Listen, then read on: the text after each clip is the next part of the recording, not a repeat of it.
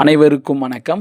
12 ஆழ்வார்களில் ஒருவராக திகழக்கூடிய ஆண்டாள் எழுதிய திருப்பாவையின் 25வது பாடலை நாம் காணலாம். ஒருத்தி மகனாய் பிறந்து ஓரிரவில் ஒருத்தி மகனாய் ஒளித்து வளர தரிக்கிலனாகி தான் தீங்கு நினைத்த கருத்தை பிழைப்பித்து கஞ்சன் வயிற்றில் நெருப்பென்ன நின்ற நெடுமாலே உன்னை அறுத்தித்து வந்தோம் பறைத்தருகியாகில் திருத்தக்க செல்வமும் சேவகமும் யாம் பாடி வருத்தமும் தீர்ந்து மகிழ்ந்தேலோர் எம்பாவாய்.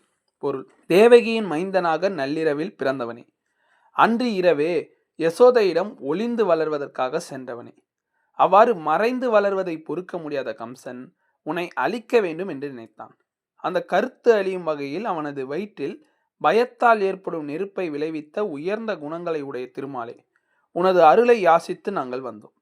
அந்த அருளை தந்தேயானால் உனது விருப்பத்தக்க செல்வ சிறப்பையும் பக்தர்களுக்காக நீ செய்த பணிகளையும் பாராட்டி நாங்கள் பாடுவோம்.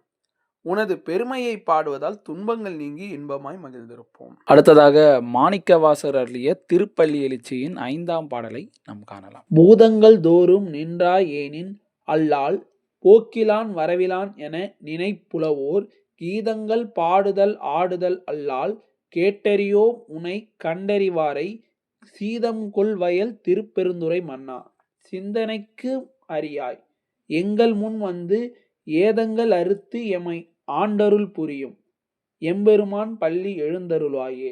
பொருள்: குளிர்ந்த வயல்கள் சூழ்ந்த திருப்பெருந்துறையில் உறையும் சிவபெருமானே, சிந்தனைக்கு எட்டாதவனே, நீர், நிலம், நெருப்பு, காற்று, ஆகாயம் என்ற 5 பூதங்களிலும் நீயே இருக்கிறாய்.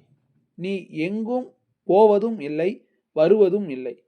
இவ்வாறு புலவர்கள் உன்னுடைய சிறப்பியல்களை கீதங்களால் பாடுகிறார்கள்.